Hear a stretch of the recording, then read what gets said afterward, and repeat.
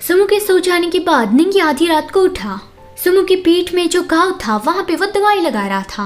वो जेंटली ही दवाई लगा रहा था, फिर भी सुमो ने दर्द की वजह से आवाज की तो निंगी रुक गया और उसे सॉरी कहा।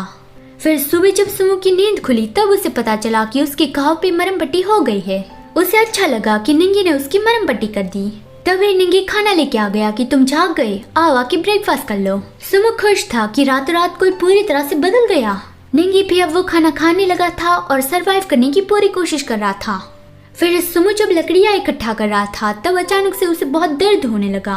वो समझ गया कि फिर से उसका हीट आ रहा है, लेकिन यहाँ पे तो उसके पास इनहिबिटर नहीं थे, तो फिर वो डर रहा था कि अब मुझे क्या करना चाहिए। तभी अचानक से निंगी वहाँ पे आया कि सुमो क्या हुआ। सुमो उसके सामने कुछ भी ना हुआ हो वैसा दिखाने लगा और वो सोच रहा था कि एटलीस्ट निंगी मेरे फेरोमोन तो फील नहीं कर सकता। ये अच्छी बात है, उसे पता नहीं चलेगा कि मेरा हीट आ गया है।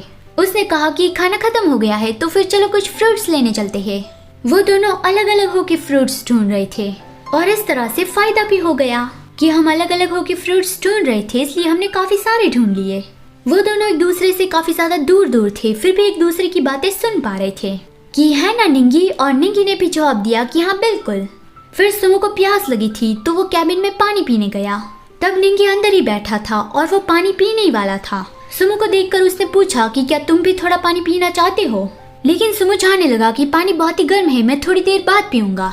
निंगी कंफ्यूज था कि पानी गर्म कैसे हो सकता है, ये तो एकदम ही तरोताजा ठंडा ठंडा पानी है।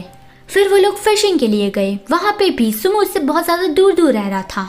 पूरे दिन इस तरह से सुमो उससे दूर दूर रहा तो निंगी उदास हो गया। फिर रात को सुमो सोने के लिए दूसरी जगह ढूंढ रहा था। उसने रीजन ये बताया कि हम दोनों के सोने के लिए ये जगह बहुत ही छोटी है, लेकिन निंगी ने उसे बाहर नहीं जाने दिया। उसे उल्टा करके धक्का दिया और उसके ऊपर आ गया और कहा कि अभी तुम्हारा हीट आने वाला है, तुम कहाँ पे जा रहे हो। सुमो का हीट आ गया था, उसकी धड़कन बहुत ज्यादा तेज हो गई थी और उसके फेरोमोन ग्लैंड पे उसे बहुत ज्यादा हॉट फील हो रहा था। ये वाला हीट उसके पहले वाले सारे हीट से थोड़ा अलग फील हो रहा था। वो ये निंगी के साथ स्पेंड नहीं करना चाहता था। उसे डर था कि वो कोई गलती कर देगा और फिर निंगी उससे हेट करने लगेगा, लेकिन निंगी ने उसे हक किया और कहा कि मैं तुम्हें कहीं पे भी नहीं जाने दूंगा। मैं नहीं चाहता कि फिर बाद में मेरे पेरेंट्स मुझ पे सवाल उठाए। सुमो उससे दूर होने की कोशिश कर रहा था, लेकिन निंगी उसे दूर नहीं जाने दे रहा था कि शांत हो जाओ, भले मैं तुम्हारे फेरोमोन फील ना कर पाऊँ, लेकिन मैं अपने फेरोमोन इस्तेमाल करके तुम्हें अच्छा महसूस करवा सकता हूँ। सुमो मन में बोलता है कि मुझे तो लगा था कि प्रेसिडेंट निंग ये भी नहीं कर सकता होगा। निंगी अपने अल्फा फेरोमोन रिलीज करने लगा जिससे सुमो को अच्छा फील हो, और सारे वक्त उसने सुमो को टाइटली पकड़े रखा था।